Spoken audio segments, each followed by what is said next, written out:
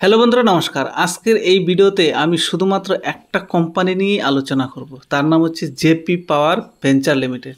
এই কোম্পানি নিয়ে অনেকের অনেক সমস্যা, অনেকেই কমেন্ট করে বলছে যে দাদা এই কোম্পানিটি চলছে না কেন, এখানে কেন আটকে আছে? এত ভালো একটা কোম্পানি, তাও এই কোম্পানিটি চলছে না, কি প্রবলেম চলছে এই কোম্পানির সাথে? এই প্রশ্নটা অনেকের মধ্যে রয়েছে, শুধু অনেকের না, এই প্রশ্নটা আমার মধ্যেও রয়েছে। তো আজকে এই কোম্পানিটি নিয়ে আমরা চুল ছেড়ে আলোচনা করব। কি কাজ করে, বিজনেস মডেল কি, সেটা তো সবারই জানা কম বেশি, সেটা নিয়ে আমরা আলোচনা করব। এর ফান্ডামেন্টালটা কি এবং টেকনিক্যালের চার্টে কি বলছে সেটা নিয়ে আমরা একটু আলোচনা করব। তো এখানে বাই সেলিং রিকমেন্ডেশন হিসাবে নিবে না, শুধুমাত্র জাস্ট এটাকে শুধুমাত্র এডুকেশনাল পারপস হিসাবেই নিবে। তাহলে চলো ভিডিওটা শুরু করি। ভিডিওটি শুরু করার আগে তোমাদের কাছে অনুরোধ, ভিডিওতে একটা লাইক দিয়ে চ্যানেলটি অবশ্যই সাবস্ক্রাইব করে রেখো। জেপি পাওয়ারের যদি আমরা চার্ট প্যাটার্নটি দেখি, তাহলে এক মাসে যদি দেখি, তাহলে এক মাসে মোটামুটি 2% একটা নেগেটিভ রিটার্ন দিয়েছে। 6 মাস ধরে যদি দেখি, একই জায়গায় মানে একই রেঞ্জের মধ্যে ঘোরাফেরা করছে, মাত্র 6% রিটার্ন। যদি এক বছরে দেখি, এক বছরে মোটামুটি 71% একটা ভালো রিটার্ন দিয়েছে। আর যদি আমরা 5 বছর দেখি, তাহলে 5 বছরে প্রায় 1000% একটা ভালো রিটার্ন দিয়েছে। তাহলে বুঝতেই পারছো কোম্পানিটি 5 বছর থেকে মোটামুটি বেশ ভালো কাজ করে যাচ্ছে। কিন্তু আমরা যে ম্যাক্সিমামের চার্টের দিকে তাকাই, তাহলে দেখবো সেখানে কোম্পানির মধ্যে অনেক বড় ডাউনফল। কিন্তু এইখান থেকে, অর্থাৎ কোম্পানি 2020 পর থেকে ধীরে ধীরে কোম্পানি চলতে শুরু করেছে। 20 পর থেকে পাওয়ার সেক্টরে, অর্থাৎ renewable clean energy, green energy সেক্টরে প্রচণ্ড বুম এসেছে। সে সমস্ত কোম্পানিতে কম বেশি বুম এসেছে। তো এটাও ব্যতিক্রম থাকেনি, এটাও চলতে শুরু করছে। আর সরকারের তরফ থেকে রিনিউয়েবল এনার্জিকে প্রমোট করাতে এই সকল কোম্পানিটি এখন আশার আলো দেখতেছে। তাহলে চলো ফান্ডামেন্টালটা কোম্পানি একটু দেখে নি। দেখো, কোম্পানি মাত্র 11,000 কোটি টাকার কোম্পানি, খুব একটা বড় না। বর্তমানে 17 টাকা 3 পয়সা ট্রেড করছে। আর সব থেকে বড় অ্যাডভান্টেজ কোম্পানিটি একদম আন্ডার ভ্যালুড পজিশনে রয়েছে, মাত্র 7.5%, অর্থাৎ 7.5 স্টক পি রয়েছে।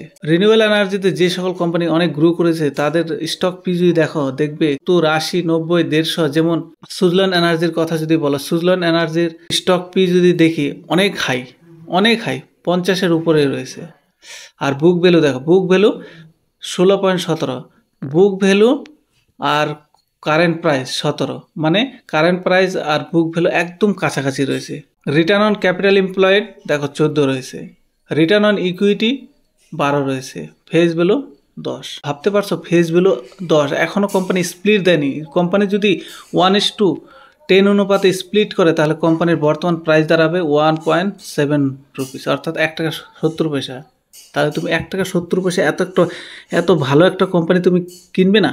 ভাবার বিষয়। এই কোম্পানির যে সকল কম্পিটিটর রয়েছে, মানে এই সেক্টরে যারা কাজ করছে, তাদের স্টক পি যদি দেখো, এনটিপিসির 18, পাওয়ার গ্রিডের 19, আদানি গ্রিনের 210, আদানি পাওয়ারের 15, টাটা পাওয়ারের 34, জেএসডব্লিউ এনার্জির 68, আদানি এনার্জি সলিউশন 108, আর জেপি পাওয়ারের 7.5। মানে কম্পারিজনের যদি দেখি, তাহলে সবার নিচে রয়েছে। মানে খুব আন্ডার ভ্যালুড মোডে কোম্পানিটি রয়েছে। অনেক কম দামে পাচ্ছ এই কোম্পানিটির যদি রেজাল্ট দেখি, কোয়ার্টারলি রেজাল্ট, তাহলে দেখবো কোম্পানির সেলস 1755 কোটি টাকা। তার আগের কোয়ার্টারে ছিল 1515 কোটি টাকা, অর্থাৎ কোম্পানির সেলস লাগাতার বেড়েছে। কোম্পানি যদি নেট প্রফিটের দিকে তাকাই, তাহলে দেখবো কোম্পানির নেট প্রফিট বর্তমানে 349 কোটি টাকা। জুন কোয়ার্টার 2024-এ 349 কোটি টাকা। তার আগের কোয়ার্টারে ছিল 589 কোটি টাকা। যদিও কোয়ার্টার অন কোয়ার্টার একটু কমেছে, এটা হতেই পারে, সব কোয়ার্টারে যে বাড়তেই থাকবে সেটা কোনো ফ্যাক্টর না। বড় বড় কোম্পানির কোয়ার্টারলি রেজাল্ট খারাপ আসে। তার আগের কোয়ার্টারে দেখলে 173 কোটি। এক বছর আগে যদি দেখি, তাহলে কোম্পানির এক বছর আগে কোম্পানির নেট প্রফিট ছিল 192 কোটি, আর বর্তমানে 349 কোটি। তার মানে ইয়ার অন ইয়ারে কোম্পানিতে বিশাল বড় জাম্প দেখিয়েছে নেট প্রফিটে। একটা সময় ছিল যখন এই কোম্পানিটি লসে চলতো। ইয়ার অন ইয়ার দেখি, তাহলে দেখো এখানে 243 কোটি টাকার লস, 1295 কোটি টাকার লস, 1690 কোটি টাকার লস। সেখান থেকে কোম্পানি ধীরে ধীরে দেখো লাগাতার লস ছিল কোম্পানি, সেখান থেকে ধীরে 281, 107 কোটি টাকার প্রফিট, 55 কোটি টাকার প্রফিট, 1022 কোটি টাকার প্রফিট, 1179 কোটি। অর্থাৎ কোম্পানি লস মেকিং থেকে প্রফিট মেকিং কোম্পানিতে পরিণত হয়েছে। আর যদি আমরা কম্পাউন্ড গ্রোথ দেখি, তাহলে দেখো ইয়ার অন ইয়ারে 20% গ্রোথ, 3 বছরে 27%-এর গ্রোথ, 5 বছর থেকে 12% গ্রোথ করছে। অর্থাৎ কোম্পানি ধীরে ধীরে গ্রোথ করছে। আর যদি কোম্পানি প্রফিট গ্রোথ দেখি, দেখো ইয়ার অন ইয়ারে 21,842%-এর গ্রোথ দেখিয়েছে প্রফিট গ্রোথ, মানে মারাত্মক লেভেলে করেছে। ব্যালেন্স শিটও ঠিকঠাকই রয়েছে। ব্যালেন্স শিটে যে রিজার্ভ দেখি, বর্তমানে 4,614 কোটি টাকার রিজার্ভ রয়েছে। যদি লোন দেখি, 4,246 কোটি টাকার লোন রয়েছে। লোন একটা সময় লোন কোম্পানি অনেক বেশি ছিল, দেখো 23,000 কোটি টাকা, 27,000 কোটি টাকা, 25,000 কোটি টাকা, 23,000, সেখান থেকে ধীরে ধীরে কমতে কমতে মাত্র বর্তমানে 4,246 কোটি টাকার লোন রয়েছে। মানে কোম্পানি সব দিক থেকেই গ্রো করছে। এবার যদি আমরা কোম্পানির প্রোমোটার হোল্ডিং দেখি, দেখো কোম্পানির প্রোমোটার হোল্ডিং 24% রয়েছে। এফআইএস এর রয়েছে 7.59%। আগের কোয়ার্টারে এফআইএস ছিল 6.06%, অর্থাৎ এফআইএস তার হোল্ডিং বাড়িয়েছে। ডিআইএস এর দেখো 18.18% আছে, অনেক বেশি আছে। এত এক ছোট কোম্পানির কাছে এফআইএস ডিআইএস এর কাছে একটা ভালো হোল্ডিং পজিশন রেখেছে।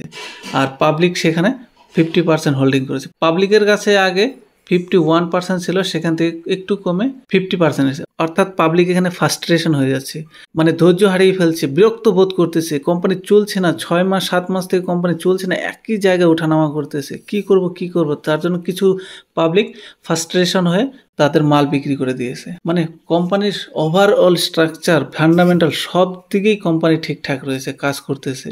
কোম্পানিতে একটা প্রবলেম আছে, সেটা রিস্কও বলতে পারো, সেটা আমি দেখাচ্ছি। কারণ সেটা যদি না দেখাই তাহলে কোম্পানির সঠিকভাবে অ্যানালাইসিস করাটা হয় না, সেটাও আমার দায়িত্বের মধ্যেই পড়ে।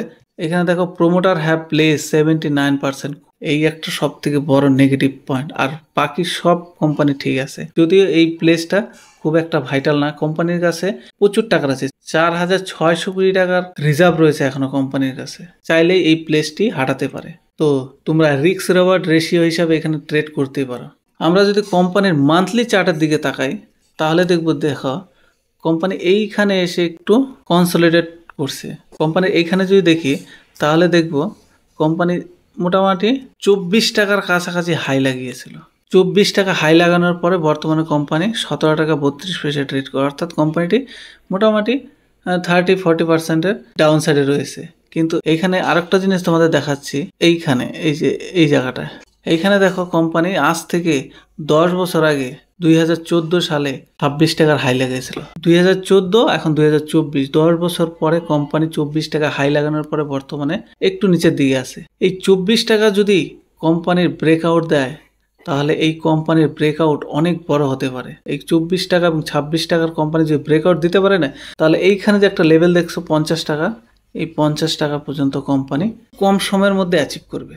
আর কোম্পানির কাছে প্রচণ্ড পোটেনশিয়াল রয়েছে, কোম্পানির সব ফান্ডামেন্টালি স্ট্রং, সব দিকে স্ট্রং, তারপরে কোম্পানি এখানে ট্রেড করছে। তাই তোমরা ফ্রাস্ট্রেশন না হয়ে যদি তোমাদের কাছে হোল্ডিং থাকে মেনটেন করে রাখতে পারো। যদিও তোমাদের এখানে আমি কোনো রেকমেন্ডেশন দিচ্ছি না, তোমাদের অ্যানালাইসিস করেই করবে। তো আশা করি ভিডিওটি তোমাদের কাছে খুবই ইনফরমেটিভ লেগেছে। ভিডিওটি যদি ভালো লেগে থাকে তাহলে ভিডিওতে একটা লাইক আর চ্যানেল সাবস্ক্রাইব করতে মাত্র 1 সেকেন্ড সময় লাগবে। তাই তোমরা চাইলে করতে পারো চ্যানেলটি সাবস্ক্রাইব।